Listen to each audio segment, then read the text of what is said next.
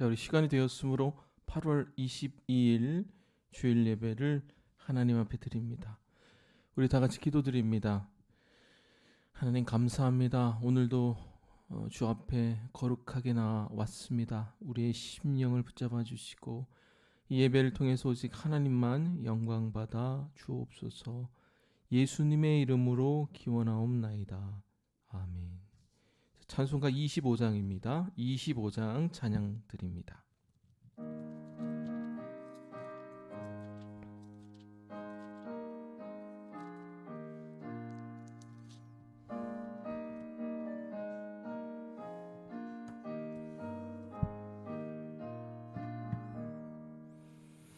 멸류관 보소서 저 앞에 드리세 저 천사 기쁜 노래가 온 땅에 퍼지네 내오나 깨어서 저 찬송하여라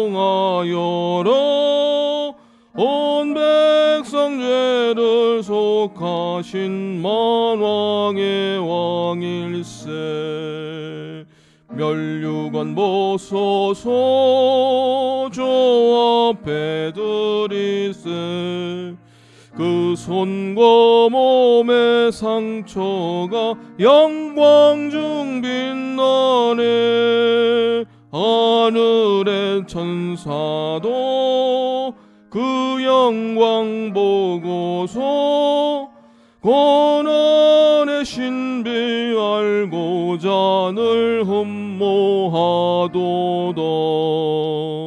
멸류관 보소서 저 앞에 드리세 온 세상 전쟁 그치고 참 평화 오겠네 주보좌 앞에서 온 백성 엎드려 그 한량 없는 영광을 늘 찬송합니다.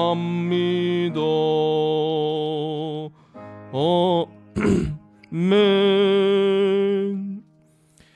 자, 우리 연이어서 찬양합니다. 144장 찬송 드립니다.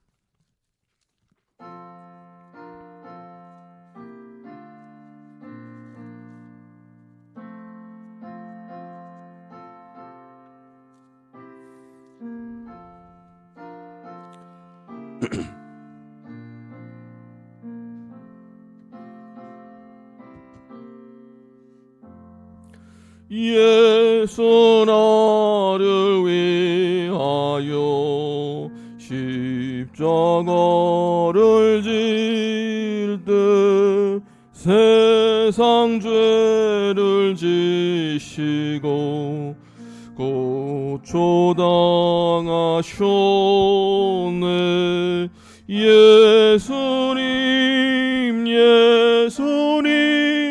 나의 죄 위하여 법의 피를 흘리니 죄인 받으소서 십자가를 지심은 무슨 죄가 있나 저 무지한 사람들 메시아 죽였네 예수님 나의 죄 위하여 법의 피를 흘리니 죄인 받으소서 피와 같이 붉은 죄 없는 이가 없네 십자가의 공로로 눈과 같이 되네 예수님 예수님 나의 죄 위하여 보배 피를 흘리니 죄인 받으소서. 아름답다 예수여 나의 좋은 친구. 예수 공로 아니면 영원 형벌 받네. 예수님 예수님 나의 죄 위하여 보배 피를 흘리니 죄인 받으소. 우리 4절 한 번 더 하겠습니다. 아름답다 예수여 나의 좋은 친구. 예수 공로 아니면 영원 형벌 받네. 예수님 예수님 나의 죄 위하여 보배 피를 흘리니 죄인 받으소서.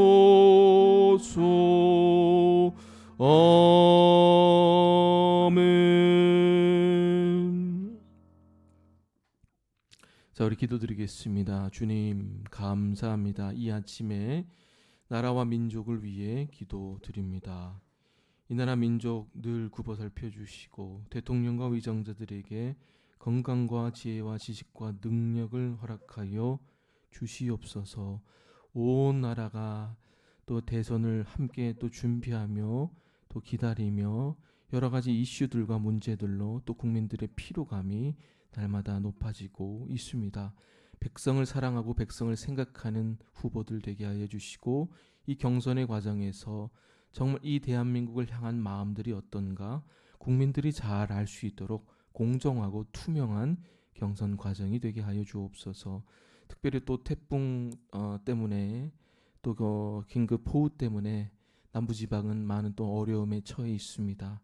피할 길을 주시고 또 여러 또 복구의 현장 가운데서도 주의 은혜가 임하게 하여 주시옵소서. 코로나가 또 2주 연장되어 9월 5일까지 4단계 또 지방은 3단계 거리 유지로 지속이 됩니다.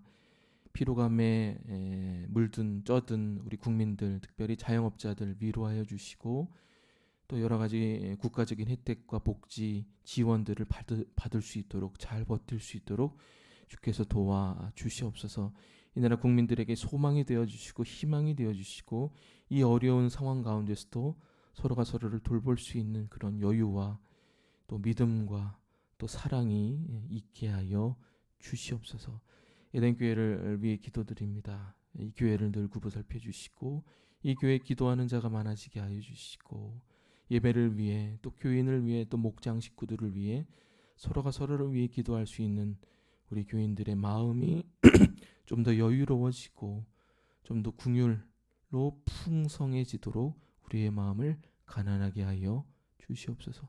이 예배 가운데 주께서 함께 하여 주시고 말씀 가운데 현현하셔서 주님이 어떤 분이신지 말씀을 통해 드러내 주시고 그리하여 우리의 심령이 이 예배를 통해서 말씀을 통해서 찬양을 통해 밝아지고 깨끗해지고 하나님 앞에 하노라기도 죄 없는 흠 없는 모습으로 나올 수 있도록 우리의 심령을 붙잡아 주옵소서. 우리 사랑하는 교인들을 위해 기도드립니다. 이 코로나 시기 힘겹게 버티고 또 지내고 있습니다. 능력 주시고 마음의 우울함과 불안함과 염려함과 두려움과 또 분노가 없을 수 있도록 우리 교인들의 마음을 늘 평안으로 붙잡아 주시옵소서. 육체의 건강도 함께 해주시고 또 하늘 가운데 어려움 당치 않게 도와 주시옵소서.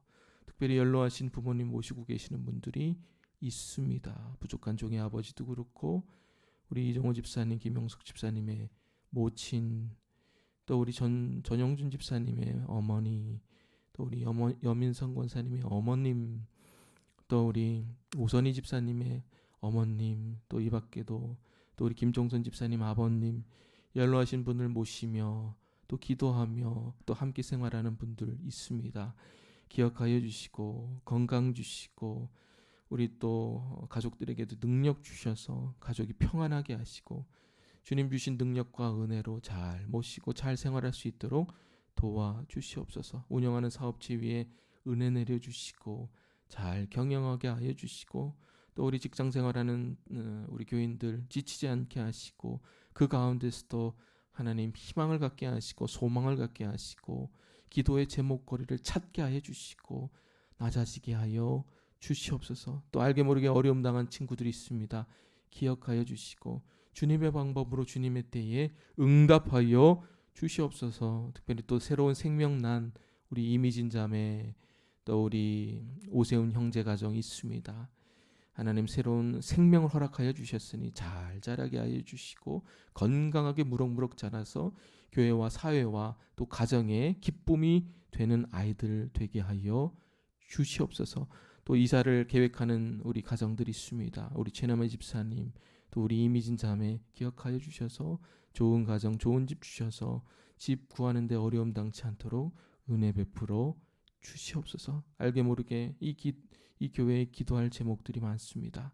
하나님 또 다음 주는 장로고시 이제 서류를 접수하고 그 다음 주는 또 노예 훈련원으로 우리 피택자들이 훈련을 받게 됩니다. 이 훈련의 과정 가운데 기대함이 있게 하시고 낮아짐이 있게 하여 주시고 기도함이 있게 하여 주시고 준비함이 있게 하여 주셔서 주님 보시기에 합당한 항존직으로 성장할 수 있도록 은혜 베풀어 주시옵소서.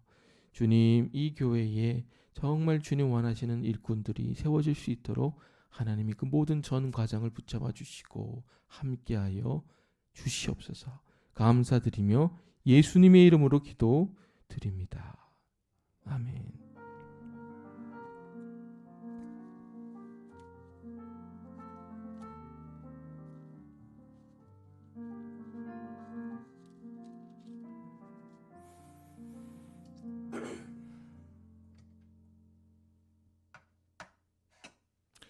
자, 오늘 교독문은 78번 요한복음 14장 말씀입니다.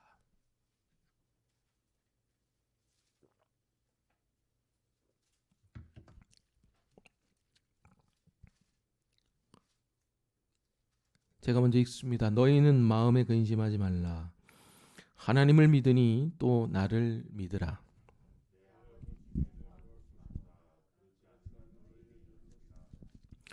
내가 너희를 위하여 거처를 예비하러 가노니 가서 너희를 위하여 거처를 예비하면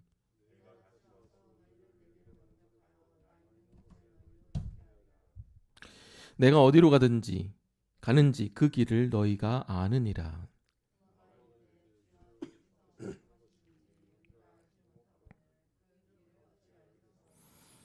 예수께서 이르시되 내가 곧 길이요 진리요 생명이니.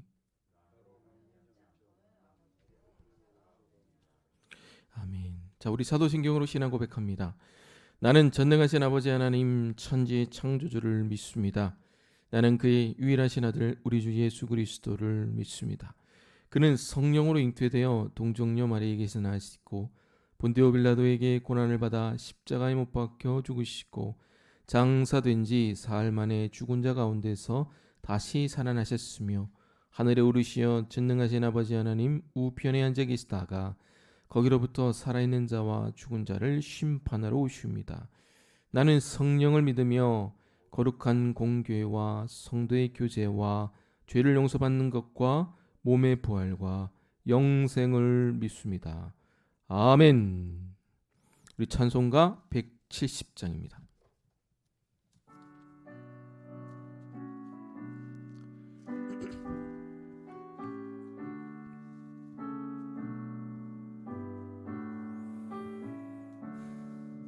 내 주님 서로 계셔 날 지켜주시니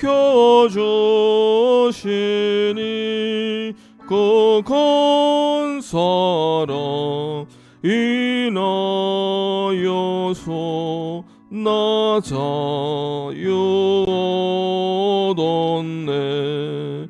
나의 구원 되신 주님 내 소망 되신 주 항상 나와 함께 하셔 곧 다시 오시리 나를 거룩하게 하려 주 나를 부르니 주의 은혜 내게 넘쳐 주 뜻을 이루리 곧센 믿음 나가지고 주 말씀 따르면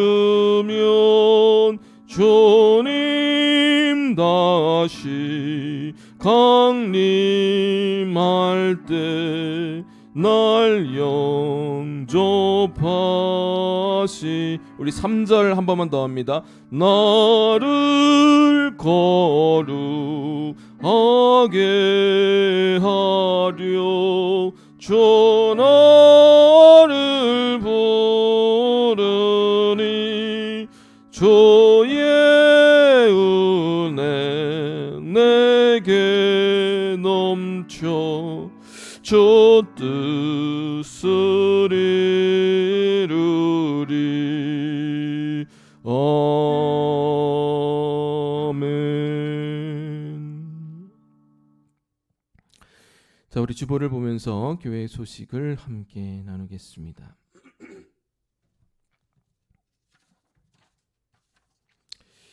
자, 어제 광고한 것처럼 현행 거리 유지 지침이 또 내일부터 9월 5일까지 2주간 연장이 됩니다.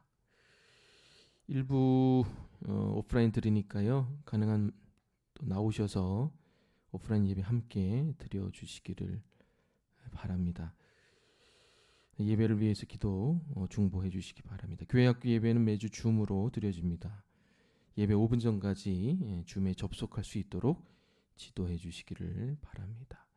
피트자 교육도 계속 예배 후에 12시 30분에 시작을 하고 있습니다. 기억하시기 바랍니다. 에덴교실이 어제 재개됐습니다. 에덴교실 섬기시는 선생님들 아이들 위해 기도해 주시기를 바랍니다. 이 비대면이 끝나는 주간 동날에 우리 또 대면 예배로 수요 예배, 목요 저녁 기도회가 시작이 됩니다. 이를 위해서 준비하시고 또 기도해 주시기를 바랍니다. 제가 어제도 광고했지만 노회 훈련원 일정이 나왔습니다. 9월 6일부터죠. 6일부터 10일까지 밴드에서 여기 주보에는 기록이 안 됐는데 어제 밤에 받아서 밴드에서 자유 시간에 들으시면 됩니다. 우리 안수 집사님 또 우리 권사님들, 피드 권사님들 기억하시고 교육에 또 준비를 해주시기 바랍니다. 자, 오늘 말씀 읽겠습니다. 오늘은 마태복음 17장 1절에서 13절까지 말씀입니다.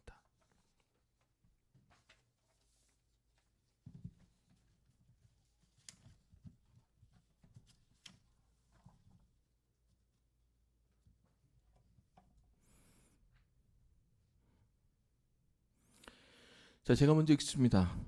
엿새 후에 예수께서 베드로와 야고보와 그 형제 요한을 데리고 따로 높은 산에 올라가셨더니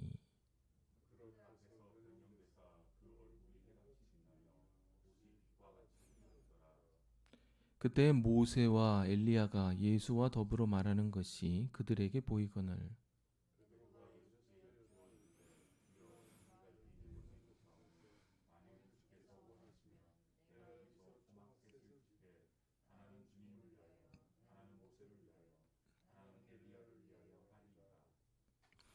말할 때 호련히 빛난 구름이 그들을 덮으며 구름 속에서 소리가 나서 이르시되 이는 내 사랑하는 아들이요 내 기뻐하는 자니 너희는 그의 말을 들으라 하시는지라. 예수께서 나와 그들에게 손을 대시며 이르시되 일어나라 두려워하지 말라 하시니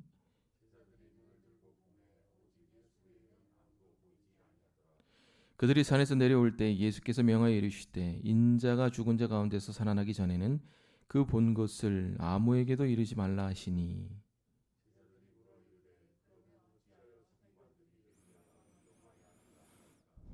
예수께서 대답하여 이르시되 엘리야가 과연 먼저 와서 모든 일을 회복하리라.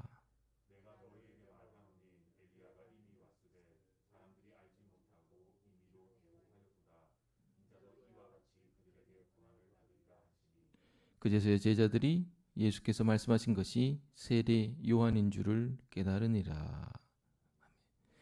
자, 우리 앞뒤 좌우에 계신 분들과 인사 나누시겠습니다. 안녕하세요, 반갑습니다. 안녕하세요, 반갑습니다.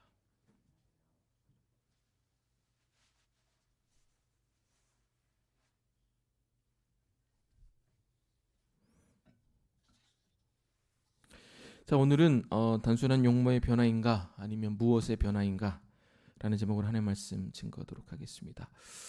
오늘 말씀은 예수님의 용모가 변화된 변화산 사건입니다. 표면적으로는 예수님의 용모가 변화된 사건이죠. 근데 이 2절에 나온 변형됐다라는 단어는 그 헬라어로 메타모르포입니다. 그 모르포라는 게 이제 단어의 어근 자체가 외형을 얘기하는 게 아니라 리얼리티, 그러니까 본질, 그 중심 이런 거를 뜻합니다. 그러니까 오늘 이 마태가 변형됐다라고 썼던 이 단어는 그 외형의 변화를 얘기하는 게 아니라 단어 자체의 뜻 안에 그 본질의 변화를 시키다라는 단어를 썼다는 겁니다. 그러니까 이 단어 한 개 쓴 것만 해도 이게 좀 의미심장하죠. 이 단어가 어디 쓰였냐면 로마서 12장 2절에 바울이 이 단어를 아주 기가 막히게 썼습니다. 12장 2절 너희는 이 세대를 본받지 말고 오직 마음을 새롭게 함으로 변화를 받아. 그러니까 요 단어와 오늘 변형이라는 단어가 똑같다는 겁니다. 그러니까 마음을 새롭게 함으로 완전 이 중심에서 변화를 받는 단어와 오늘 예수님의 모습이 변형되었다는 이 단어가 동일 단어라는 거죠. 그래서 뭐라 그래요? 하나님이 선하시고 기뻐하시고 온전하신 뜻이 무엇인지 분별하도록 하라. 예. 그러니까 이 단어는 우리의 실체를 깨닫고 하나님의 뜻을 깨닫는 이 변형의 단어로 많이 쓰이는데 마태가 이걸 여기다 썼다는 겁니다. 즉 2절에 나온 이 변형이라는 단어 안에는 예수님의 용모의 변화를 통해 우리 가운데 주님이 본질적으로 변화시키고 싶어하는 것을 찾아 주님의 뜻을 헤아리자라는 의도가 이 본문 안에 숨겨 있다는 겁니다. 자, 그럼 그게 뭔지를 오늘 본문을 통해 보겠습니다. 첫 번째는 이 본문의 정확한 대상과 내용에 대해서 말씀을 드리고, 두 번째는 이 변형을 통해 예수님의 외모의 변형을 통해 제가 아까 얘기한 것처럼 주님이 정말 우리 안에서 변화시키고 싶어 하시는 것이 무엇인지 이 세 가지를 말씀드리도록 하겠습니다. 자, 첫 번째입니다. 이 본문의 내용과 대상이 정확히 누군지를 또 본문 탐구해 보도록 하겠습니다. 자, 오늘 본문의 내용이 뭔지 1절부터 2절부터 함께 보겠습니다. 1, 2절 다시 한번 읽습니다. 시작. 엿새 후에 예수께서 베드로와 야고보와 그 형제 요한을 데리시고 높은 산에 올라가셨더니 그들 앞에서 변형되사 그 얼굴이 해같이 빛나며 옷이 빛과 같이 희어졌더라. 자, 예수님이 누구를 데리고 갔죠? 베드로와 야고보와 요한을 데리고 갔습니다. 이 세 명은 제자 군 중에서 1그룹, 이렇게 자주 데리고 다니고 자주 밥 먹으러 다니는 따로 이렇게 빼서 다니는 1그룹에 속한 제자들입니다. 그래서 그런지 나중에 보면 이제 겟세마네 동산에서 예수님 기도하는데 나를 위해서 좀 중보해 달라고 데리고 간 사람이 누구예요? 이 세 사람이에요. 이 세 사람. 그러니까 그만큼 믿으니까, 그만큼 의지하니까 세 사람 데리고 가서 내가 겟세마네 동산에서 기도하니까 뒤에서 나 좀 중보해라 라고 부탁을 했던 제자들입니다. 자, 그럼 예수님이 정말 이들을 아껴서, 이들이 정말 특별해서 이들에게만 뭔가 알려주고 싶어서 이들을 데리고 변화산에 올라갔을까? 그렇게 생각을 하십니까? 왜 이 세 명만 데리고 갔을까를 우리가 이제 궁금해할 필요가 있습니다. 베드로와 야고보와 요한 이 세 명의 제자들의 공통점이 뭐라고 생각하십니까? 야망이 크다는 거예요. 야망이. 우리가 지난주에 본 게 뭡니까? 예수님 베드로에게 뭐라고 그래요? 너를 통해 내가 교회를 세우겠다. 너에게 하늘 천국 열쇠를 줘서 뭐든지 풀면 풀리고 뭐든지 매면 매게 하겠다. 어마어마한 권세를 주셨단 말이에요. 그죠? 그리고 나서 그 다음에 예수님이 나 이제 십자가에 죽으러 간다 그러니까 베드로가 뭐라고 그래요? 그런 일은 절대로 일어나지 않습니다. 그런 얘기 하지 마세요. 그러다가 예수님에게 어떤 말 들어요? 이 사탄아, 이런 얘기를 들어요. 그죠? 그러니까 베드로는 그 예수님이 자기를 콕 집어서 얘기했다. 응? 그래서 자기를 통해 교회를 세우겠다. 자기에게 천국 열쇠를 주겠다. 이라는 말에 흥분했다는 거. 왜? 베드로가 야망이 많거든요. 힘의 논리에 의해서 사는 사람이기 때문에 그렇습니다. 그럼 야고보와 요한은 어떤가? 변화산 후반부에 나오긴 하지만 마가복음 10장 35, 37절 제가 읽습니다. 세베대의 아들 야고보와 요한이 주님께 나와 여짜오되 선생님이여 무엇이든지 우리가 구하는 바를 우리에게 해 주시기를 원하옵나이다. 이르시되 너희에게 무엇을 하여 주기를 원하느냐 여짜오되 주님의 영광 중에서 우리를 하나는 우편에 하나는 좌편에 앉게 하여 주옵소서. 자, 야고보와 요한이 주님께 뭐를 요구하는 겁니까? 한 자리 시켜달라는 거예요. 네가 나중에 대통령 되면 나는 국무총리, 나는 장관 시켜달라는 겁니다. 그걸 직접적으로 대놓고 예수님의 면전 앞에서 부탁했던 사람이 누구냐? 야고보와 요한이. 그러니까 베드로와 야고보와 요한의 공통점이 뭐냐? 야망이 큰 제자들이었던 거예요. 힘의 논리에 의해서 사로잡힌 사람들. 즉 이들이 생각했던 영광은 주님이 생각했던 영광이 아니라 세상 영광이에요. 야, 저 사람 따라가면 뭐 한 자리 차지하겠다. 자, 그럼 여기서 좀 유추할 수 있겠죠. 이 세 명을 데리고 간 진짜 이유가 뭡니까? 이들이 속 안에서 바라던 이 세상 영광을 주님이 생각하는 진짜 영광으로 바꾸고 싶어 했기 때문에 데리고 간 겁니다. 뭐 해주려고? 환상을 산산조각 내려고, 깨주려고. 그러니까 여러분이 쓰임 받는다고 여러분 그냥 마냥저냥 좋아하시면 안 돼요. 목사가 된다고, 장로가 된다고, 권사가 된다고, 안수집사가 된다고 그 좋아하시는 것도 있겠지만, 야, 하나님이 나 또 깨주실 게 있나 보다, 이렇게도 생각을 하셔야 돼요. 그만큼 주님께 깎일 게 많다는 겁니다. 자, 그럼 다음 변화산의 내용이 뭐냐, 이걸 한번 보도록 하겠습니다. 3절 4절 한번 읽어보도록 할게요. 시작. 그때 모세와 엘리야가 예수와 더불어 말하는 것이 그들에게 보이거늘 베드로가 예수께 여짜이르되 주여 우리가 여기 있는 것이 좋사오니 만일 주께서 원하시면 초막셋을 짓되 하나는 주님을 위하여 하나는 모세를 위하여 하나는 엘리야를 위하여 하리이다. 자, 이 내용을 정확히 이해하려면 2절을 다시 한번 이해할 필요가 있습니다. 2절에 보면 예수님의 용모가 변화되었다는 것을 알 수 있습니다. 어떻게 나와요? 그 얼굴이 해같이 빛나고 옷이 빛같이 희어졌더라. 자, 이 장면을 보면은 그 구약에서 어떤 장면이 떠오릅니까? 어떤 대상이 막 이렇게 빛이 났던 게 어떤 때예요?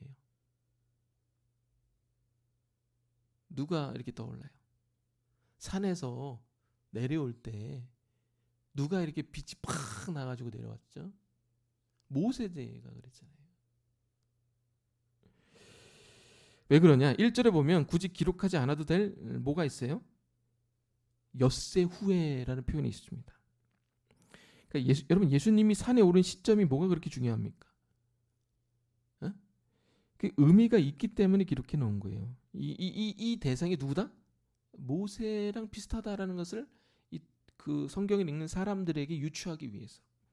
출애굽기 24장 16절 여호와의 영광이 시내산 위에 머무르고 구름이 엿새 동안 산을 가리더니 엿새 동안 구름이 산을 가리고 일곱째 날에 여호와께서 구름 가운데서 모세를 부르시니라. 그러니까 일곱째 날에 모세를 부르신 거예요. 엿새 후에 일곱째 날에 예수님이 용모가 변형된 겁니다. 시내산에서 하나님의 임재의 영광을 체험한 모세의 얼굴이 변하게 됩니다. 출애굽기 34장 30절 아론과 온 이스라엘 자손이 모세를 볼 때 모세의 얼굴 피부에 빛이 남을 보고 그에게 가까이 하기를 두려워하더니 광채가 났대요. 빛이 났대요. 지금 누구하고 똑같은 거예요? 예수님하고 똑같은 거죠. 용모의 변화가 정확히 며칠 후?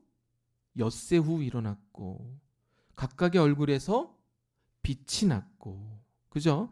또 산에서 이미 하나님의 영광을 뒤덮는 뭐가? 구름이 뒤덮였고 오늘 본문에는 5절에서 나오잖아요. 말할 때 호련히 빛난 구름이 그들을 덮으며 그러니까 이 세 개만 봐도 뭐예요? 지금 예수님이 모세랑 비슷한 상황이다라는 것을 우리가 유추할 수 있다는 겁니다. 이게 세 가지 공통점이에요. 엿새 후에 변모했고 얼굴이 빛이 났고 하나님의 구름이 덮였고 자 그러면 여기서 모세와 예수님의 세 가지 차이를 좀 보도록 하겠습니다. 이게 더 중요합니다. 첫 번째 차이가 뭐냐면 모세는 어디만 빛이 났죠? 얼굴만 빛이 났어요.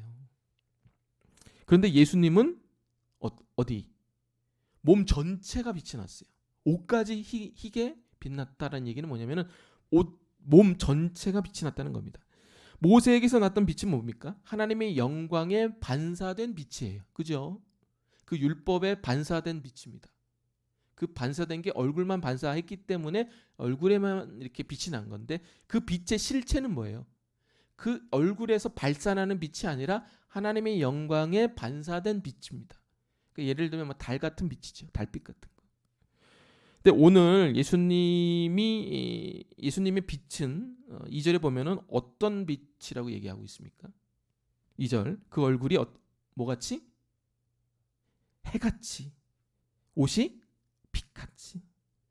그러니까 이 말의 뜻이 뭐예요? 여러분 해는요 해라는 단어를 왜 썼을까요?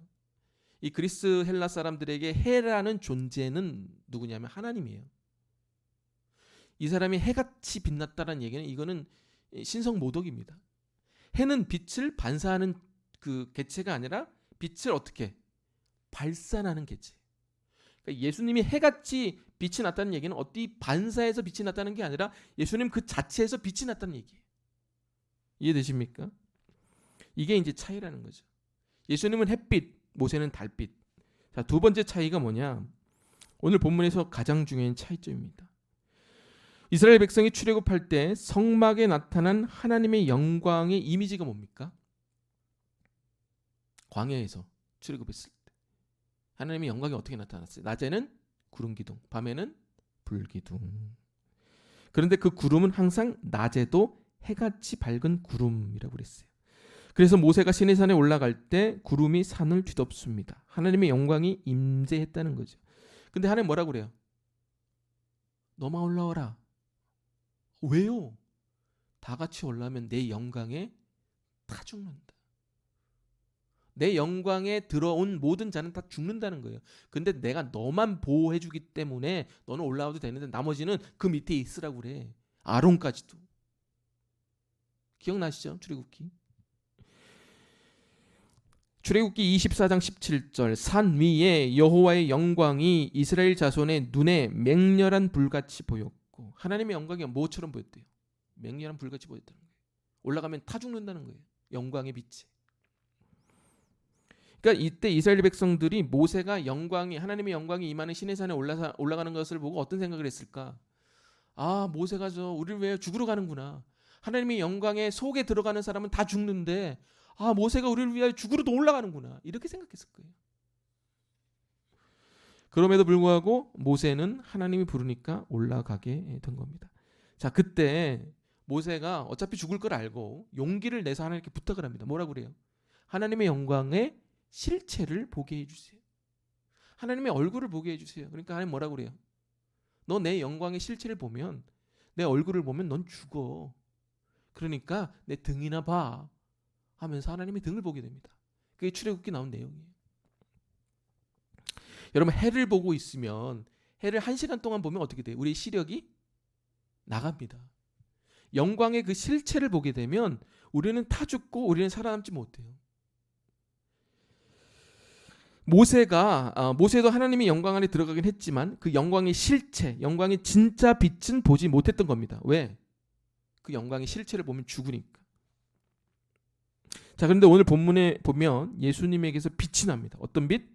해 같은 빛. 그리고 5절에 보면 하나님의 영광의 구름이 제자들을 덮기 시작합니다. 하나님의 영광의 구름이 자기들을 덮고 해 같은 빛이 예수님을 통해서 난다. 그럼 제자들의 심정이 어땠을까요? 신기한 거 본다. 재밌다. 빛이 나네. 야, 예수님이 그냥 뭐 로버트 태권브이처럼 변신하네. 이렇게 생각했을까요? 여러분 잘 들어보세요. 유대인의 생각 속에 산 위에 올라간다, 엿새 위에 변형했다. 유대인의 생각 속에 산 위에 구름이 있다. 저 속에 올라가면 다 죽는구나. 이게 뼛속 깊이 인식된 거예요. 그렇다면 이 세 제자가 예수님의 그 변형된 모습을 보고 어땠을까요? 이제 나는 죽는구나 이렇게 생각했을 거예요. 그 내용이 5절, 6절에 나옵니다. 5절, 6절 다 같이 읽겠습니다. 시작. 말할 때에 호련히 빛난 구름이 그들을 덮으며 구름 속에서 소리가 나서 이르시되 이는 내 사랑하는 아들이요 내 기뻐하는 자니 너희는 그의 말을 들으라 하시는지라. 거기서 제자들이 듣고 엎드려 심히 두려워하니. 왜 두려워했어요? 죽는 거예요. 영광을 봤잖아요. 모세도 못 본 그 빛난 영광을 자기네들이 보니 그 영광 안에 있으니 자기네들은 죽는 거예요. 그래서 어떤 제안을 하냐? 3절 같은 제안을 한 겁니다. 3절 읽겠습니다. 시작. 우리가 여기 있는 것이 좋사오니 만일 주께서 원하시면 내가 여기서 초막셋을 짓되 하나는 주님을 위하여, 하나는 모세를 위하여, 하나는 엘리야를 위하여 하리이다. 오늘 3절이 그 많은 분들이 제일 오역하는 그 절입니다. 제가 엊그제 CBS 보니까 어떤 목사님 나오셔가지고 주님 일 하다가 여기가 좋사오니 하면서 눌러앉으면 안 됩니다 막 이렇게 얘기를 하시는데, 이 말은 그런 뜻이 아니에요. 생각을 해보세요. 5절에서 제자들이 어떻게 됐어요? 심히 두려워했단 말이에요. 두려운데 거기 왜 초막을 져요? 이 얘기는 하나님의 영광이 임했기 때문에 우린 죽는구나 생각했기 때문에 초막을 진 거예요. 여러분, 초막이라는 단어가 어떤 뜻이냐면 영어로 테이버네클입니다. 그게 뭐냐면은 성막의 성막하고 똑같은 단어입니다. 초막, 성막, 성전. 여러분, 광야에서 하나님의 영광이 어디 임했습니까? 그 광야에 이렇게 텐트를 진영을 딱 치고 이스라엘 12지파가 진영을 딱 둥그렇게 치고 그 가운데 뭐가 있어요? 성막이 있어요. 그죠? 성막 안에 성막이 있고 성소가 있고 지성소가 있어요. 지성소 위에 하나님의 영광이 임했어요. 그럼 왜 지성소 위에 하나님의 영광이 임했을까요? 하나님의 영광이 임한 그 곳에는 모든 사람들이 다 죽어야 돼요. 근데 하나님의 영광이 임한 그 성막에 있는 사람들은 왜 살았어요? 성막에서 뭐예요? 동물에게 안수해서 그 동물의 자기의 죄를 동물에게 전가시킨 다음에 전가시킨 후에 그 동물을 지성소에서 죽이게 됩니다. 그래서 우리의 죄를 사하는 그 장치가 뭐예요? 성막이. 그럼 성막은 뭐냐? 어떤 거냐? 어떤 도구냐? 하나님의 영광이 임해도 그 영광 속에 있어도 그 영광 속에서 죽지 않을 수 있는 방어 수단이 성막이라는 거예요. 이해되십니까? 그래서 하나님의 그 성막에 여호와의 구름 기둥과 불 기둥이 임했어도 이스라엘 백성이 죽지 않았던 궁극적인 이유가 뭐냐면 성막 때문에 그래요. 성막에서 계속 죄를 회개하니까. 그래서 이 베드로와 야고보와 요한이 모세를 위하여 엘리야를 위하여 이 성막을 짓자라는 얘기는 여기가 정말 좋아가지고 야 여기서 눌러 앉자라는 차원에서 한 게 아니라 우리 죽을 것 같으니까, 당신도 죽을 것 같으니까 우리 성막을 짓자라는 얘기예요. 그래야 우리 죽지 않으니까. 하나님의 영광 가운데서도 이 얘기입니다. 이해되십니까? 자, 그런데 영광 가운데 임한 모든 사람들이 죽어야 돼요. 영광을 베드로와 야고보와 요한은 영광을 본 사람이기도 합니다. 그런데 어떤 일이 일어나느냐? 7일째 하나님의 영광이 임했어요. 빛을 바로 앞에서 봤어요. 구름이 뒤덮었어요. 자, 이제 우린 죽는구나. 그런데 결과가 어떤가? 8절 다 같이 읽겠습니다. 시작. 제자들이 눈을 들고 보매 오직 예수 외에는 아무도 보이지 아니하더라. 할렐루야. 이 의도적인 표현입니다. 눈을 뜨면 자기네들이 지옥, 천국 아니면 죽었어야 돼요. 근데 오직 눈을 뜨니 오직 누구 외에? 누구 외에? 예수 그리스도 외에는 아무것도 보이지 아니하더라. 이게 뭐 얘기예요? 하나님의 영광이 있어서 우리는 죽어야 된다. 다 죽는다. 아니면 그냥 죽는다. 근데 죽겠구나 하고 딱 눈을 떠보니 누구밖에 없어. 예수님밖에 없다는 거예요. 근데 자기네들은 죽지 않아. 그럼 제자들이 생각했던 건 뭐예요? 예수님이 우리의 뭐가? 성막이, 성전이 친히 되어 주셨구나. 이 얘기입니다. 모세가 하나님의 영광을 봤을 때 이스라엘 백성들은 그 영광에 들어가지 못했어요. 다 죽으니까. 근데 이 본문에서의 차이는 뭐예요? 영광 안에 들어가고 그 영광의 실체를 본 사람들은 죽어마땅한데 죽진 않았어요. 이게 차이예요. 누구 때문에? 예수 그리스도가 이들의 시크릿 존, 안전지대가 되어 방어 수단이 되어 성막이 되어 성전이 되어 모든 죄를 사하는 방어의 도구가 됐기 때문에 그래요. 그러니까 변화사의 사건의 실체는 뭐냐? 예수 그리스도가 우리의 대속 제물이 되어 주셨다는 것을 상징적으로 알리는 사건이라는 겁니다. 요한복음 2장 19절에 보면 뭐라고 그래요? 예수께서 대답하여 이르시되 너희가 이 성전을 헐라 내가 사흘 동안에 일으키리라.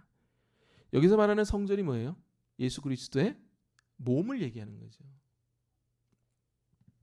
예수님이 친히 그들의 성막이, 성전이, 안전지대가 되어 주셔서 베드로와 야고보와 요한, 하나님의 영광을 본 이 세 제자가 죽지 않게 된 겁니다. 그러니까 이 사건의 핵심은 뭐냐? 예수님이 십자가 대속으로 영원히 우리를 안전하게 거하게 할 수 있는 완벽한 성막, 성전이 되어 주셨다는 것을 이 변화산 사건으로 상징하고 있는 거예요. 자, 마지막 세 번째 차이가 뭐냐? 5절 읽겠습니다. 시작. 구름 속에서 소리가 나서 이르시되 이는 내 사랑하는 아들이요 내 기뻐하는 자니 너희는 그의 말을 들으라. 자, 모세가 내려온 다음에 모세 입에서 말한 하나님의 명령이 뭡니까? 너희는 모세가 가져온 이 율법의 말을 들으라. 모세가 산에 올라가서 변화해서 내려왔을 때 그들이 순종할 대상은 뭐예요? 율법. 근데 예수님이 산에 올라가서 내려왔을 때 들렸던 순종의 대상은 예수 그 자체였다는 거예요. 순종의 대상이 율법에서 예수님으로 바뀌었다는 거예요. 이해되십니까? 그러니까 이 세 가지 차이가 뭐예요? 예수는 모세랑 다른 분이다. 예수는 하나님 그 자체이다. 그러니까 첫 번째 차이고, 두 번째, 하나님의 영광을 봐도 예수 그리스도 때문에 죽지 않는다. 예수는 완벽한 완전한 성전이기 때문에. 세 번째, 그래서 우리의 순종의 대상이 율법이 아닌 율법의 완성인 예수 그리스도가 되었다. 아멘. 그러니까 이 세 가지 차이로 인해서 이 변화산 사건의 핵심이 뭐냐? 복음이 뭔지를 우리에게 알려주고 있는 거예요. 성경은 다 복음에 관한 얘기예요. 자꾸 우리 식대로 해석해서 여기가 좋사오니 눌러 앉으면 안 된다. 윤리적으로 뽑아내는데 그렇지가 않아요. 자, 그럼 두 번째로 가겠습니다. 자, 오늘 본문이 예수님의 십자가 대속을 알리는 사건이라면 정말 이 사건을 통해서 우리 가운데 변화시키고 싶어 하시는 것이 무엇인지를 보도록 하겠습니다. 자, 오늘 본문은 겉으로 봤을 때 예수님의 영모가 변화된 사건입니다. 그러나 아까도 제가 얘기했죠. 그 단어가 본질을 변화시키는 단어다. 그 속에서 궁극적으로 우리 본질을 변화시키고 싶어하는 그 대상이 뭐냐? 그것은 뭐냐면 하나님의 영광에 대한 개념이에요. 주님은 그 하나님의 영광에 대한 개념을 이 사건을 통해 완전히 뒤바꾸기를 원하시는 겁니다. 왜 그러냐? 오늘 본문의 핵심은 뭐냐면은 오늘 본문의 핵심 포인트는 뭐냐면 하나님의 영광을 본 자는 죽어 마땅한데 죽지 않았다는 거예요. 누구 때문에? 예수님 때문에. 그러니까 이들에게 있어 이 세 제자들에게 있어의 핵심은 뭐냐면 영광을 받는데 죽지 않았다라는 거예요. 즉 오늘 본문이 말하는 건 뭐냐면 너희가 하나님의 영광을 제대로 알아라라는 거예요. 이 영광의 실체가 변형되었다는 겁니다. 완전히 예수님의 모양의 변형을 통해서 말입니다. 세 가지를 얘기하겠습니다. 첫 번째, 하나님의 영광의 대상이 변형되었습니다. 두 번째, 하나님의 영광의 내용이 변형되었습니다. 세 번째, 하나님의 영광의 방식이 변형되었습니다. 뭐가 변형되었다고요? 하나님의 영광의 대상, 두 번째 내용, 세 번째 방식. 이게 변형이 되었다는 거예요. 이게 본질이고 실체라는 겁니다. 자, 가겠습니다. 첫 번째입니다. 영광의 대상이 이 사건을 통해서 바뀐 거예요. 자, 헬라어로 영광이 뭐냐? 독사라고 합니다. 독사. 뱀이 아니라 독사죠. 영광 돌리다. 독사가 헬라어로 영광이죠. 근데 이 독사라는 단어는 그 헬라 단어집이나 요세푸스에 찾아보면 그 영광이라고 거의 쓰이지 않아요. 이 독사라는 영광이라고 그 70인역에서 갖다 쓴 이 영광이라는 독사라는 헬라의 그 70%, 80%의 용례는 뭐냐? 오피니언, 견해, 주의, 이념, 생각, 철학 이런 거예요. 그럼 이 사람들 헬라 사람들이 왜 이 그 견해, 철학, 의지, 주의, 내용, 이념을 그 영광이라고 이렇게 갖다 썼는가? 이 도를, 이 철학을 아는 것이 영광이니까, 빛이 나는 거니까. 그래서 이것을 영광이라고도 쓴 거예요. 근데 영광은 세 번째 용례예요. 거의 7, 80%의 용례는 다 뭐냐? 오피니언, 견해, 이념, 철학. 그리고 나머지 20%는 뭐냐? 칭찬, 평판. 그리고 나머지 3%에서 5%의 용례가 영광. 이해되십니까? 이 내용, 이 철학, 이 주의를 알아야 영광이 있는 거고 칭찬과 명예와 평판을 얻어야 영광이 있는 거예요. 근데 나머지 용례는 다 뭐다? 오피니언.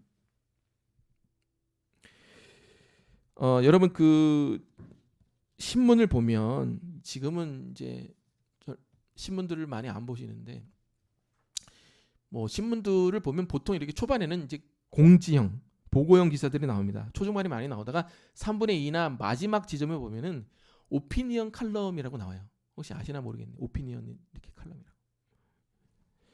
오피니언 지면이 있습니다. 그 오피니언 지면은 그 여타 다른 기사에 비해 비교적 상부에 알짜배기 자리에 위치를 해요. 근데 오피니언 칼럼 옛날에 그 논술 그 저기 대입할 때 논술고사 많이 보잖아요. 그 논술고사 준비할 때 그 오피니언 칼럼을 많이 봤었어요, 사람들이. 근데 오피니언 그 칼럼을 보면은 상당히 독자적인 고자세의 논술을 해놓습니다. 그러니까 매체마다 자기 노선이 있단 말이에요. 좌편향, 우편향. 근데 그 오피니언 그 지면을 보면은 그 글을 써내려가는 어떤 태도나 그런 거가 상당히 고자세예요. 이게 진리다라고 써요. 그걸 많이 보라는 이유가 그 본고사 때 이 식대로 쓰라는 거예요. 그게 오피니언 지면이에요. 이해되십니까? 그러니까 오피니언이라는 견해, 철학, 개념, 그 주의 이 뜻은 뭐냐면 이게 진리다라는 거예요.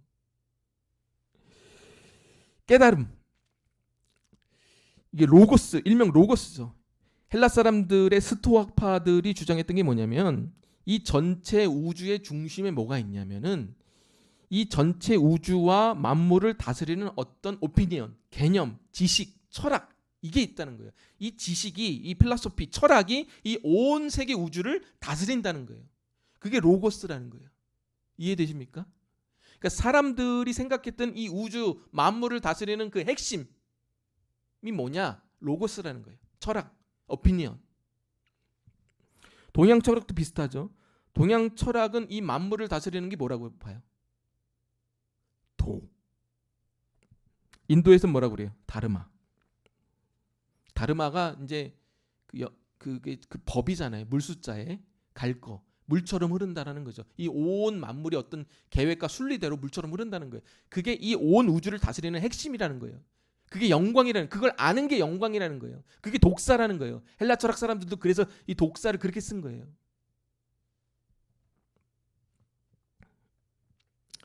그러니까 그 철학을, 그 다르마를, 그 법을, 그 도를, 그 로고스를 알면 우리에게 영광이 되는 거죠. 그리고 그걸 알면 우리는 구원을 얻는다는 겁니다. 그래서 헬라 철학자들은 구약에서 모세에 비친 그 영광도 우주와 만물을 다스리는 그 율법에 담긴 영광이라 보는 거예요. 또 다른 로고스로. 자, 그런데 그 영광의 빛이, 하나님의 영광의 빛이 지금 누구한테 임하고 있는 거예요?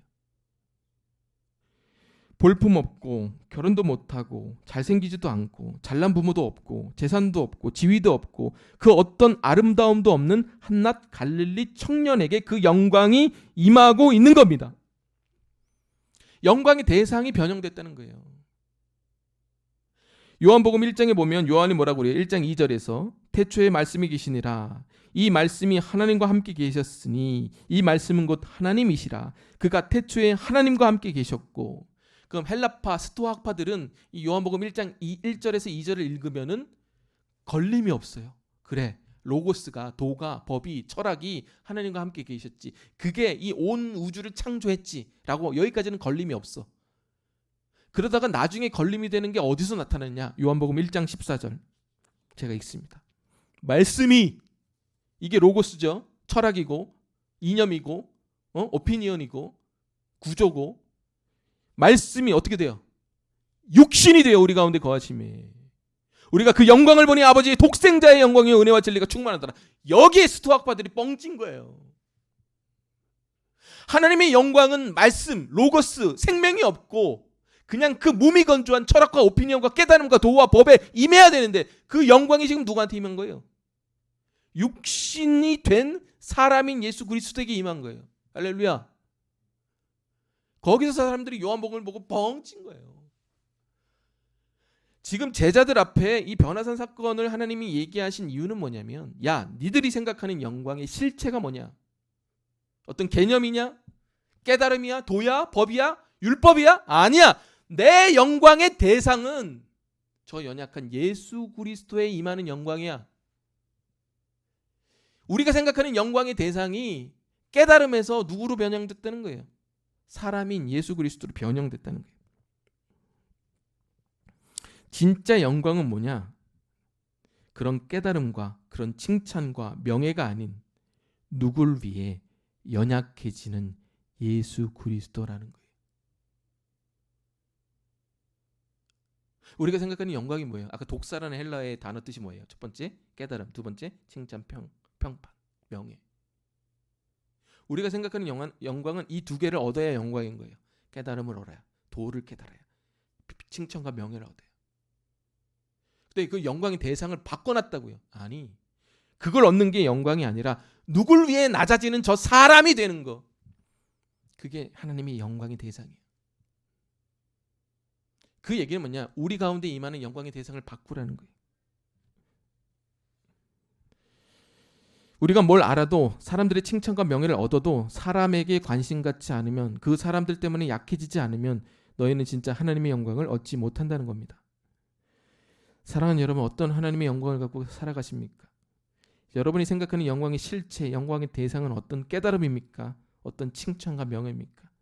아니면 여러분이 생각하는 어떤 이미지입니까? 아니요. 하나님이 정말 생각하는 영광의 대상, 영광이 임하는 대상은 사람이에요. 사람에 대한 긍휼. 영광의 대상을 바꾸시길 주의 이름으로 축원드립니다. 여러분이 누군가를 궁일히 여긴다. 하나님 영광 받으십니다.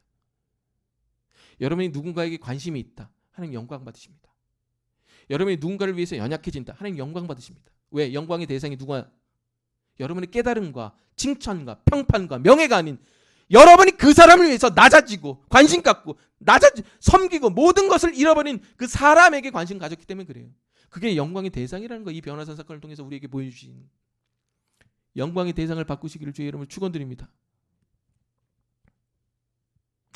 저희 장모님이 지금 장모님의 어머님이죠. 장모님의 어머님하고 지금 제주도에서 장모님하고 이제 장인 어른하고 같이 살고 계십니다. 근데 이제 처형이 저희랑 이제 함께 제주도에 갔는데 그 처형한테는 이제 저희 사모한테도 처형한테도 할머니죠. 아직 살아 계시니까. 근데 할머니한테 뭘 이렇게 가르치고 뭐 이렇게 쓰는 거예요. 이렇게 알고 보니까 그게 영접 기도문을 이렇게 쓰더라고요. 아직 예수를 영접하지 않으셨거든요. 제가 이제 결혼하기 전에 구원 복음을 이렇게 말씀을 하긴 했는데 이제 지금 귀도 어둡고 하시니까. 근데 처형이 저희 이제 와이프 언니죠. 그걸 할머니에게 한마디 한마디씩 이렇게 따라하게 시키는 거예요. 또 잊어버릴까 써놓고. 저하고 사모는 그 휴가 기간에 그 장모님 댁 간 거지만 이제 놀러 간 거잖아요. 휴가 기간에. 처형도 마찬가지로 온 거죠. 근데 그 모습을 보면서 야, 목사하고 사모는 아무 생각 없이 이렇게 놀러 왔는데 저 집사도 아닌 저 처형은 할머니에게 복음을 전하려고 이렇게 종이에 이렇게 복음을 써서 한마디 한마디 따라해 보시라고 기억하시라고 하는 거 보면서 물론 우리가 복음도 전하고 하긴 했지만 하나님이 어떤 모습을 보면서 영광을 받으실까라는 생각들을 하게 됐습니다. 우리가 이제 남들에게 보이는 그 대상이 있단 말이에요. 우리의 이미지, 우리의 깨달음, 어떤 지위 이걸 얻으면 영광이다라는 건데 아니 그렇지 않아요. 우리 마음에 잘 들으세요.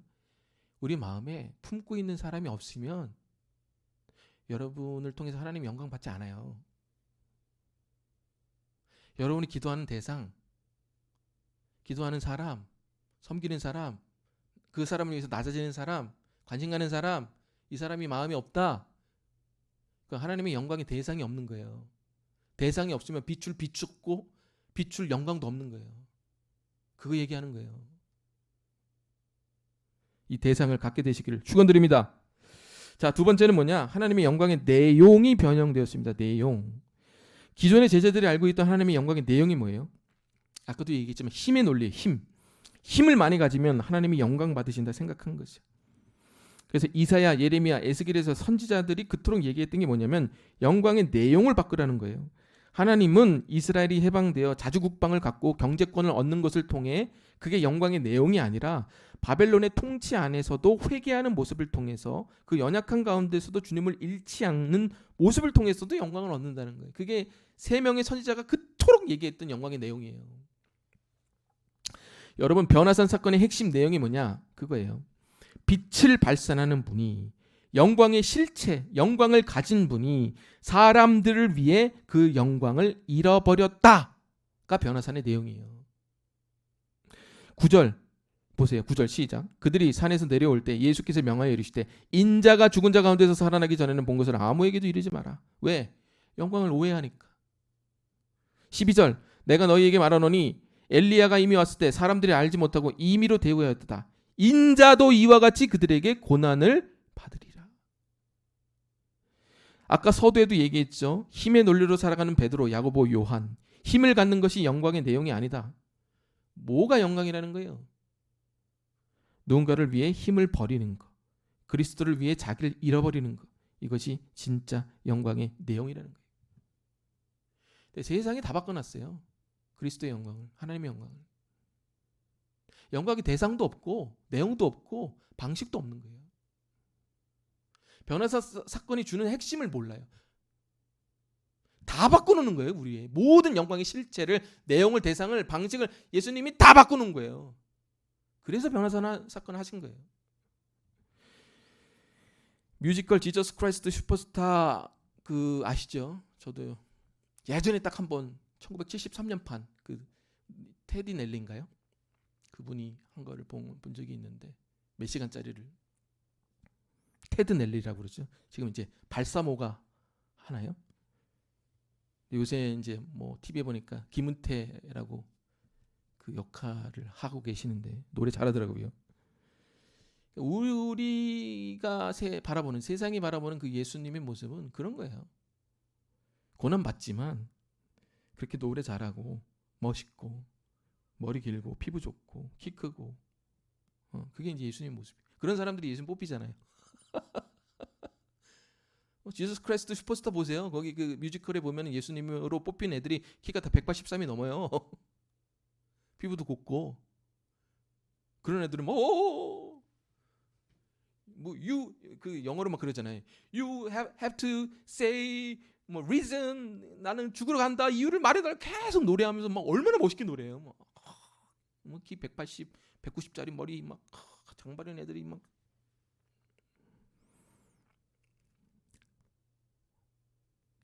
근데요 그게 진짜 예수님의 모습이 아니에요. 진짜 예수님의 모습은 그 지저스 크라이스트 슈퍼스타에서 나온 진짜 예수님의 모습은 그 모습이 아니라 빌라도가 바라봤던 예수님의 모습과 평가가 진짜 예수님의 모습과 평가예요. 그 빌라도가 이렇게 예수님하고 같이 얘기하는 그 뮤지컬 탄 대목이 있거든요. 근데 거기는 약간 대역을 써요. 근데 정말 멋있고 이런 애들이 아니라 찌질한 애들 갖다 놔 이렇게. 거기 제가 이렇게 얘기할게요. 그 대사 내용을 한번 인용해 볼게요. 빌라도가 얘기합니다. 내 복도를 어지럽히는 저 만신창이가 누구인가? 저 가련한 자는 누구인가?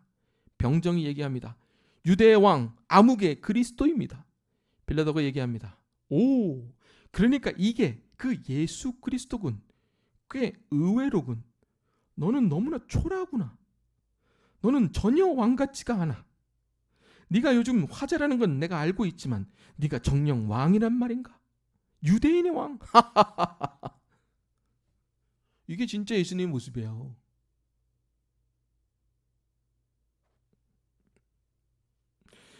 진짜 예수님이 보여주고 싶어 했던 영광의 내용을 사람들이 몰라요. 그래서 요한복음 17장 24절에 예수님이 이렇게 기도합니다. 아버지여 내게 주신 자도 나 있는 곳에 나와 함께 있어 아버지께서 창세전부터 나를 사랑하심으로 내게 주신 나의 영광을 그들로 보게 하시기를 원하옵나이다. 이 영광이 뭐예요? 십자가의 영광인 거예요.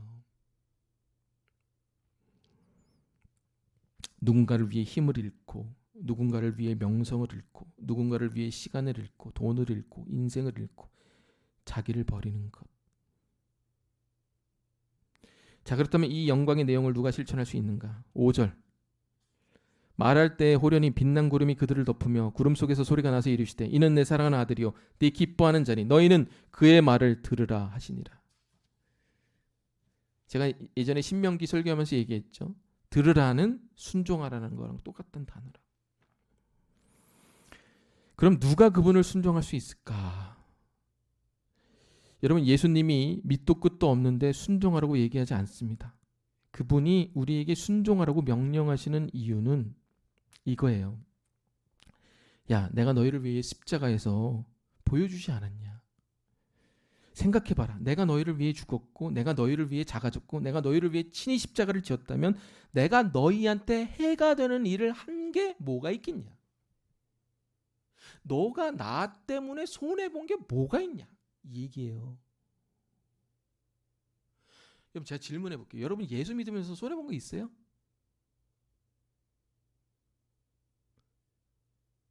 제가 얘기할게요. 한 개도 없어요. 아, 나 개척교회 다니면 손해보고 나 저 사람만 제가요 그 아버지가 되면서 느낀 것 중에 하나가 뭐냐면은 아버지란 게 이런 존재구나라는 거예요. 그게 뭐냐면은 아버지는 자녀에게 별로 손해를 보고 싶어 하지 않아요. 손해를 주고 싶어 하지 않아요. 그게 아버지의 마음이에요. 절대 아들에게 손해를 주고 싶어 하지 않아요. 손해 보는 걸 정말 예전에 그 이든이가 맥도날드에서 커피를 한 잔 사줬어요. 자기 돈이 있다고. 근데 얻어 먹은 물론 제가 이렇게 뭐 이렇게 요청하기도 했지만, 근데 사 먹었는데 되게 기분이 이상한 거예요. 다시는 사 먹지 말아야지. 코맹이 뭐 코 묻은 돈 뺏어 먹는 것처럼 보이고. 그게 아버지 마음이에요. 여러분 잘 들으세요. 아버지는요, 아들에게 별로 손해 주고 싶어 하지 않고 신세 주고 싶어 하지 않아요. 그게 예수님의 마음이고 그게 아버지 마음이에요. 그래서 우리가 순종할 수 있는 거예요. 제가 한번 물어볼게요. 여러분 예수 믿고 교회 다니면서 손해 본 적 있어요? 있다면 그게 영광이에요. 근데요 거의 없어요. 대부분의 인간은 손해 보고 싶어 하지 않아요. 손해 보려는 시점에서 교회를 떠나든가 다른 걸 하죠. 제가 얘기해요. 여러분 순종할 이유가 있어요. 예수 믿고 여러분 손해 한번, 그럼 저는 여러분 이렇게 기도했으면 좋겠어요. 주님 믿고 손해 좀 보게 해달라고. 여러분이 잘못해서 보는 손해 그건 말고 주님 때문에 보는 손해, 그게 영광이에요. 근데 잘 들으세요. 아버지는 그게 부담이에요. 나 때문에 이 사람이 내 사랑하는 자녀가 손해를 조금 봤다? 제가 아버지라면요, 전 그거 가만히 안 둬요. 요새 돈줄이라고 그러잖아요. 배로 갚아줘요. 현세에서 못하면 내세에서 배로 갚아줍니다. 믿으시기 바랍니다. 그게 하나님의 영광의 내용이에요. 제가 지난주에도 고백했지만 제가 목사가 된 것은 전적으로 저의 뜻이 아닙니다. 근데 동시에 전적으로 그 십자가에 대한 감사와 감격으로 시작된 자발적인 순종이에요. 저 목사 되고 손해본 거 없어요. 생각해 보세요. 돈 벌 수 있는데 누가 목회를 합니까? 영광을 얻을 수 있는 자리가 있는데 누가 낮은 자리에 갑니까? 지금 노회에도 5년 동안 개척교회가 없습니다. 누가 이 시기에 개척을 합니까? 누가 남을 위해 살고, 누가 남을 위해 밥을 하고, 누가 남을 위해 섬기고, 누가 남의 영혼을 구원하려 하고, 누가 남을 위해 자기를 복족시킵니까? 자기 살기도 바쁜 이 세상에 누가 이런 영광의 내용을 감당할 수 있겠냔 말입니까? 아무도 없어요. 뭐를 경험한 자? 아버지는 나에게 절대 손해를 끼치지 않는구나.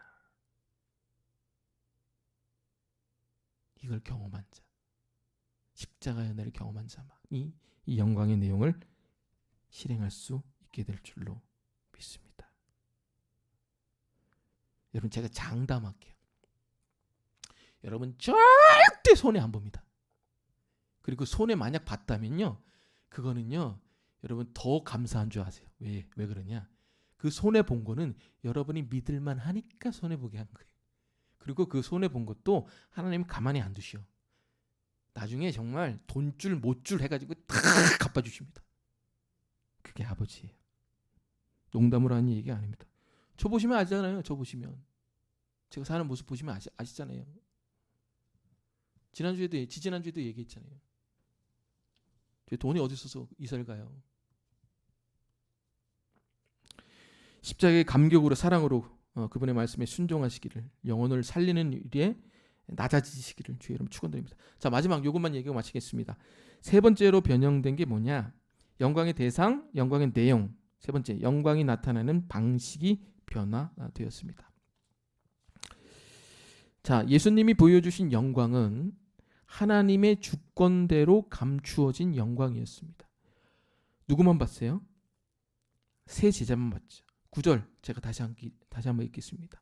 그들이 산에서 내려올 때에 예수께서 명하여 이르시되 인자가 죽은 자 가운데서 살아나기 전에는 본 것을 아무에게도 이르지 말라 하시니, 예수님이 하나님인 것을 아무에게도 이르지 말래요.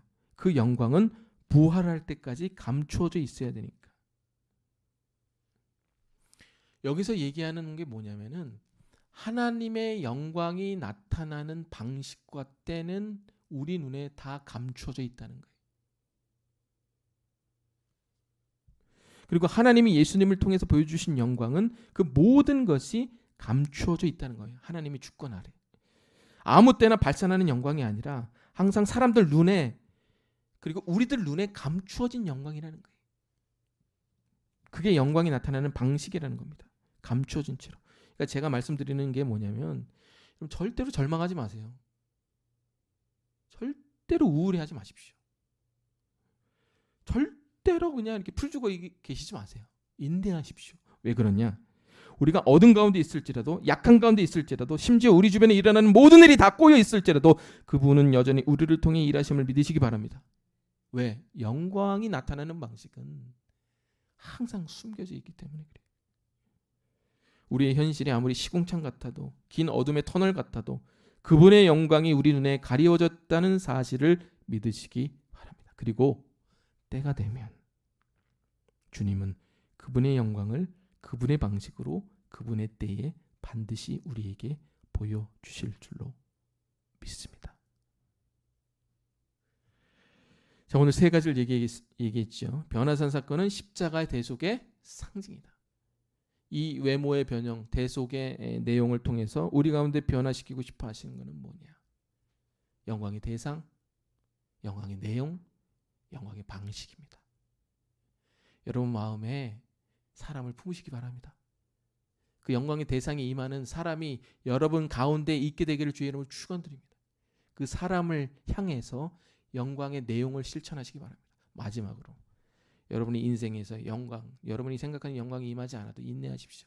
하나님이 여러분에게 바라는 그 영광이 하나님의 방식으로 감추어져 있다는 사실을 믿으시기 바랍니다.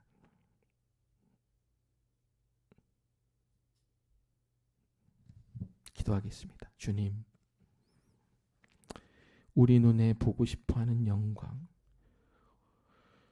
우리가 생각하는 영광의 대상은 칭찬과 평판과 우리가 뭔가를 얻고 깨달음을 얻고 지위를 얻는 것이 영광입니다.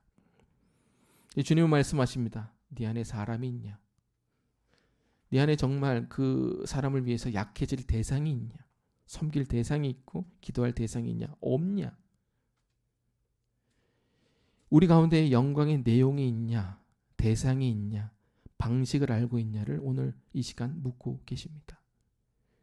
주님, 우리 가운데 주님이 얘기하신 오늘 이 영광의 대상과 내용과 방식이 임하게 하여 주옵소서. 우리 식대로 임하지 않아도 기다리게 하시고 인내하게 하시고 소망하게 하시고 우리 마음에 품을 수 있는 사람들이 있게 하여 주시고 그 방식을 믿고 사람을 향하여 주님이 보여주신 대로 그 영광의 내용을 실천하게 하여 주옵소서. 우리가 이렇게 할 수 있는 궁극적인 이유는 아버지는 절대로 우리를 상대로 손해보고 싶어하지 않기 때문임을 믿는 우리가 되게 하옵소서. 감사드리며 예수님의 이름으로 기도드립니다. 자, 주신 말씀 놓고 우리 성령이 오셨네 찬양으로 영광 돌립니다.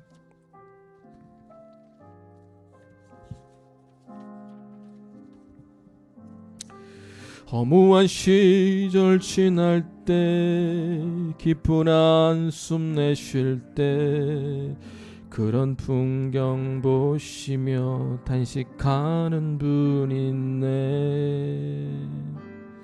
고와 같이 너희를 버려두지 않으리. 내가 너희와 영원히 함께하리라. 성령이 오셨네. 성령이 오셨네. 내 주에 보내신 성령이 오셨네. 우리 인생 가운데 주님이 찾아오셔서 그 나라 꿈꾸게 하시네. 2절 부르겠습니다. 억눌린 자 갇힌 자 자유할이 없는 자 피난처가 되시는 성령님 계시네. 주의 영이 계신 곳에 잠자유가 있다네. 진리의 영이신 영이 오셨네. 성령이 오셨네. 성령이 오셨네. 성령이 오셨네. 내 주에 보내신 성령이 오셨네. 우리 인생 가운데 주님이 찾아오셔서 그 나라 꿈꾸게 하시네. 성령이 오셨네. 성령이 오셨네. 성령이 오셨네. 내 주에 보내신 성령이 오셨네. 우리 인생 가운데 주님이 찾아오셔서 그 나라 꿈꾸게 하시네. 자, 오늘 주신 말씀 놓고 이렇게 기도하길 원합니다. 주님, 내가 손해본 게 뭡니까? 내가 예수 믿고 하나님을 알고 그리스도의 십자가의 은혜를 알고 손해본 게 뭡니까? 정말 십자가의 은혜를 알고 손해본 게 있습니까? 나에게 하나님의 영광의 대상이 있습니까? 그 내용에 주님께 자랑하고 싶은 그 영광의 내용이 있습니까? 그 영광의 방식을 오늘도 여전히 존중하고 있습니까? 오늘 이 세 가지 물음 앞에 하나님 앞에 또 회개하실 거 있으면 회개하시고 또 결단하실 거 있으면 결단하며 나아가는 시간 되시길 원합니다. 우리 주여 한번 부르고 기도하며 나아갑니다. 주여, 주님 감사합니다. 여지껏 주님 믿으면서 손해본 거 없습니다. 손해본 거 있을지라도 그것은 우리에게 영광이요 하나님에게 영광인 줄로 믿습니다. 하나님, 나에게 영광의 대상이 있습니까? 주님, 정말 품고 싶은 사람들의 대상이 있습니까? 정말 주님이 우리에게 맡기고 싶은 영혼의 대상들이 있습니까? 영광의 내용들이 있습니까? 정말 십자가의 은혜를 믿고 복음에 감격하여 감사함을 믿고 주님이 우리에게 보여주신 그 영광의 내용이 있는지 우리 스스로에게 물어보는 시간들 되게 하여 주시옵소서. 하나님, 지금 우리 눈에 하나님의 영광의 실체가 보이지 않아도 예수님에게 나타나는 그 영광의 방식대로 믿음에 살아가게 하여 주시옵소서. 주님의 때 주님의 방법으로 하나님의 영광을 반드시 나타나는 줄로 믿습니다. 믿음을 갖고 인내하게 하시고 기다리게 하여 주시옵소서. 주님, 우리가 주신 것들을 풀어낼 수 있는 영광의 대상들이 많아지게 하여 주시옵소서. 주님,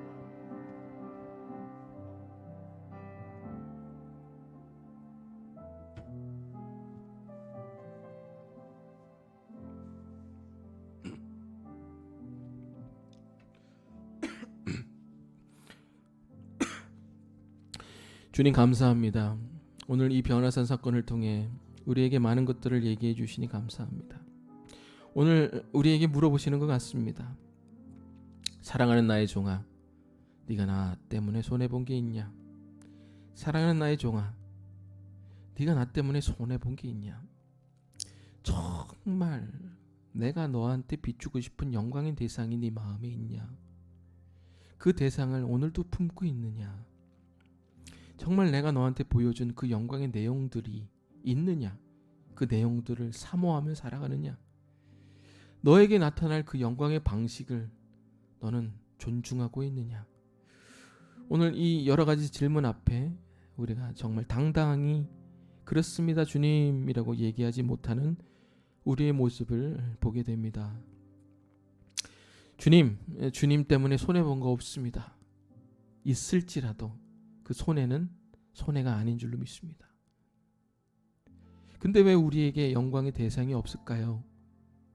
그런데 왜 우리에게 그 영광의 내용이 없을까요? 그런데 왜 우리에게 그 영광의 방식을 존중하는 삶의 태도가 없을까요? 그것은 결국 우리 마음에 주님 때문에 손해보지 않을 거야. 난 주님 때문에 손해본 게 많아. 라는 피해의식과 아쉬움과 분노와 열등감과 염려가 있기 때문이 아닌가 생각합니다. 주님, 우리 안에 그런 아쉬움이 있습니까? 주님을 향한 상처가 있습니까? 주님을 향한 분노가 있습니까? 신뢰하지 못하는 것이 있습니까? 주님, 오늘 이 시간 그런 것이 있다면 싹 없애 주시옵소서. 우리의 과거를 뒤돌아보게 하여 주시고 우리 미래를 바라보게 하시옵소서. 십자가에서 아들까지 주신 분이 어찌 우리를 손해나게 하겠습니까? 그것을 정말 믿는다면 우리 가운데 영광의 대상이 계속적으로 생겨나게 될 줄로 믿습니다. 그 영광의 내용들이 우리의 삶의 내용으로 녹아 보여질 줄 믿습니다. 그것을 믿는다면 그 영광의 방식을 존중하며 기대하며 살아가게 될 줄로 믿습니다. 주님 때문에 손해본 거 없는 우리들이 주님 때문에 조금이라도 손해보지 않으려고 발버둥 치며 살아가는 우리의 현실 앞에 주님 어떤 생각을 하고 계시는지 많은 생각을 하게 됩니다. 주님, 우리를 불쌍히 여겨 주시옵소서. 오히려 우리의 기도가 주님 때문에 손해보게 하옵소서 라는 기도로 변화되게 하옵소서. 주님, 우리를 불쌍히 여겨주시고 이 변화산 사건을 통해 우리 가운데 있는 영광의 모든 실체를 변화시키고자 하는 그 주님의 의도를 깨달아 주님의 영광이 우리의 삶에 내려지는 경험들이 일어나게 하옵소서. 주님 감사합니다.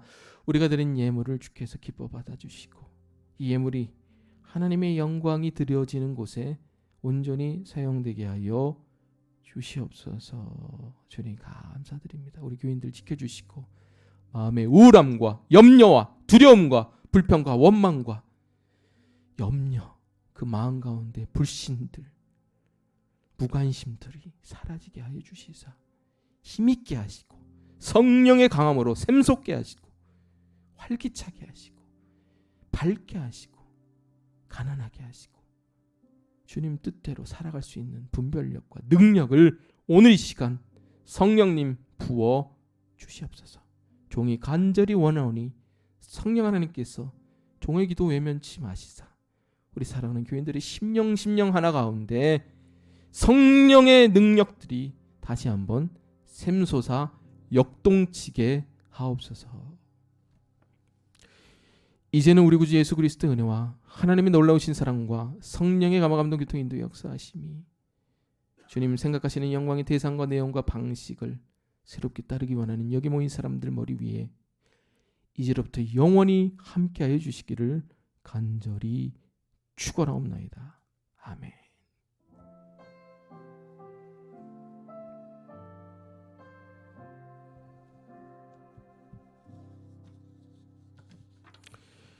예배 마쳤습니다.